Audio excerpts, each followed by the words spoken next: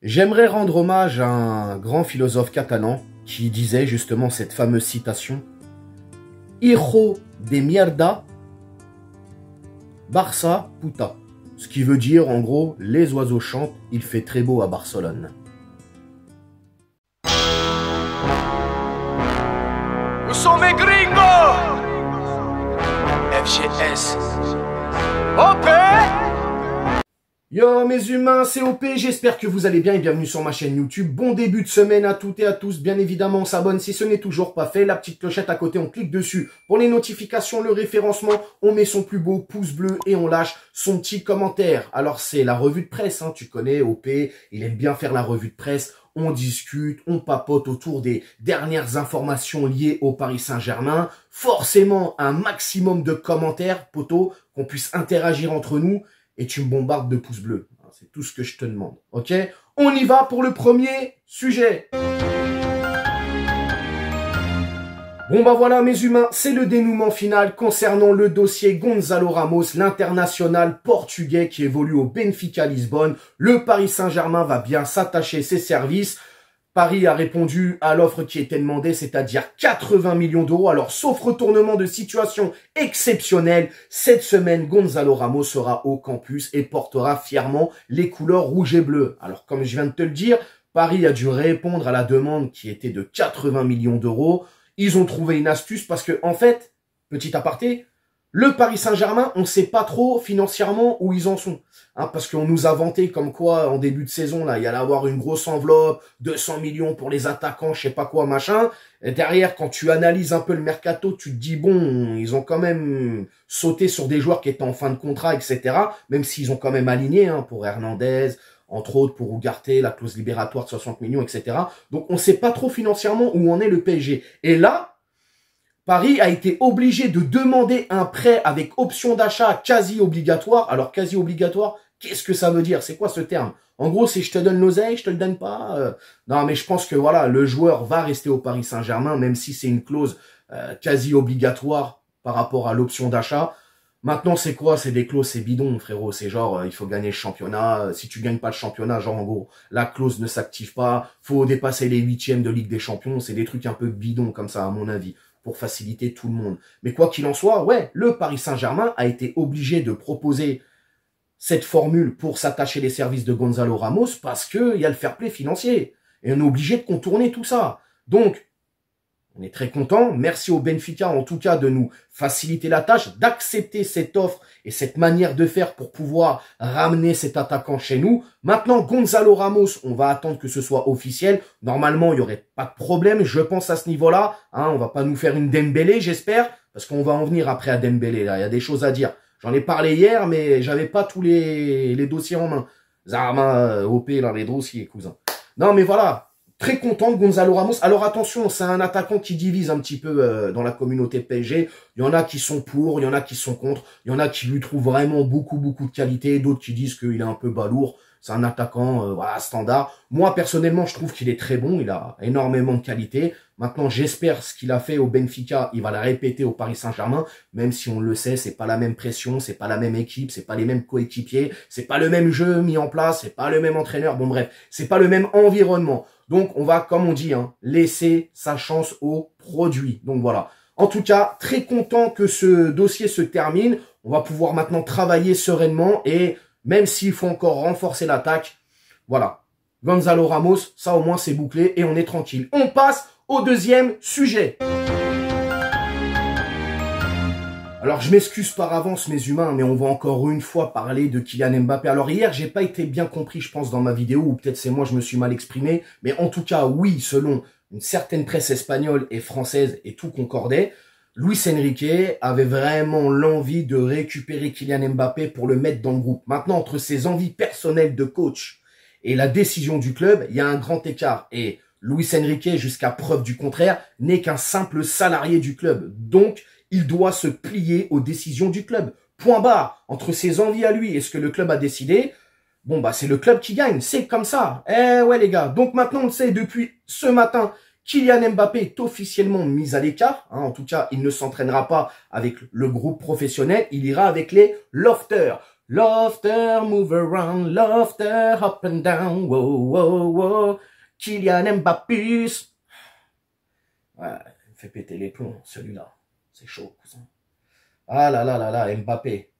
En tout cas, force est de constater que tu ne peux pas travailler sereinement, puisque même si tu fais du bon travail en ce moment avec le PSG, eh ben forcément, toutes les caméras sont braquées sur ce dossier Kylian Mbappé. Et là, moi, où j'ai peur, les gars, petit aparté, on va parler de samedi soir, du match. Première journée de Ligue 1, les gars. PSG Lorient. La logique voudrait normalement que Kylian Mbappé ne soit pas du tout convoqué avec le groupe. Donc forcément, il ira soit regarder le match à la maison, ou soit il sera en tribune. Connaissant Kylian Mbappé, c'est un vicieux. Et il va se pointer au parc. Et il va poser ses fesses en tribune. Et toutes les caméras braquées sur lui. Donc ça va complètement mettre de côté le match. Alors si on gagne avec la manière et on joue correctement, on n'en parlera même pas. On parlera que de l'absence de Kylian Mbappé. Il était en tribune. C'est inadmissible. Par contre, si on perd, on fait match nul. Oh là là là là. On va s'en prendre plein la tronche. Bah oui, mais c'est normal. Hein, quand on se prie d'un tel joueur, eh ben forcément, on ne gagne pas. On fait un nul. En tout cas, selon l'équipe, hein, il y a une information qui est sortie hier, je crois. Alors, information à prendre avec des pincettes. Parce que la paire de rigolos là qui a sorti justement le papier, De Gore, Loïc Tanzi. Déjà, il y a un problème dans le duo, frérot. Bon.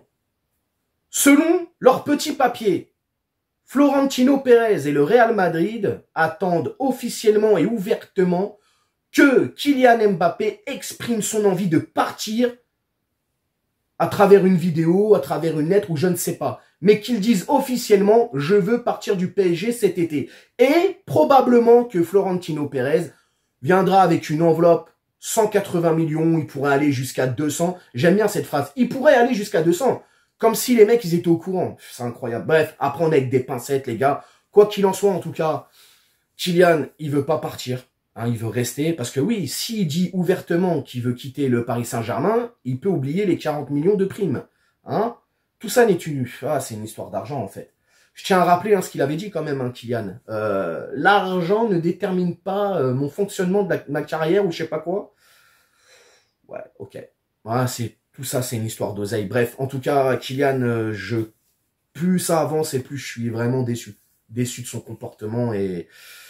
Bref, faut que ça se termine, les gars. Vraiment, ça se termine parce que ça va nous faire du mal encore plus. Plus ça va être comme ça et plus ça va nous faire du mal. Allez, on finit avec le troisième sujet.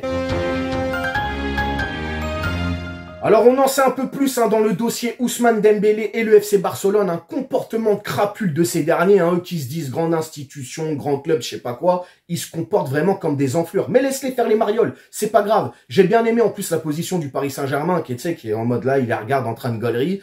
Ils ont quand même rappelé au FC Barcelone que Ousmane Dembélé, il avait une clause dans son contrat que lui-même pouvait faire sauter et il se retrouverait agent libre. Donc laisse-les s'amuser, c'est pas grave. Ils veulent retarder les trucs, il n'y a aucun problème. Alors ce que l'on sait, c'est quoi? C'est que le FC Barcelone, maintenant, essaye de renégocier une plus-value sur la base de ce contrat qui était de 50 millions. Ils veulent rajouter de l'argent en plus. Donc déjà là, il y a un problème. Il y a un problème.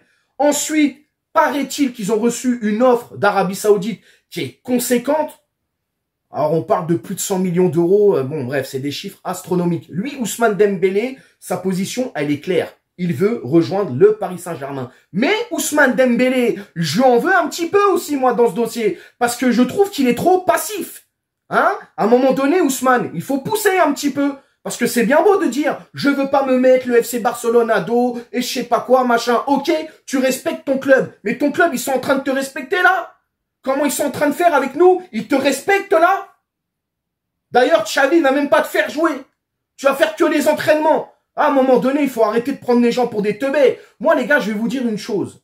Il y a pas longtemps, j'ai fait une vidéo. Et je parlais justement, j'étais très en colère. J'ai fait part de mon mécontentement par rapport au fait qu'on devait payer une clause. Et puis après, non, ça a commencé à bégayer. Ils veulent un transfert, faut s'asseoir, faut discuter. Lui, il veut pas froisser le FC Barcelone. Moi, j'ai dit, je me retire des négociations. Eh ben, frérot, il y en a qui m'ont pas compris dans la vidéo. Je me suis mangé des réflexions. Eh ben, j'avais raison. J'avais raison. Parce que moi, là, je suis le Paris Saint-Germain. Hein? Dans l'état actuel de ce dossier, je me retire. Je me retire.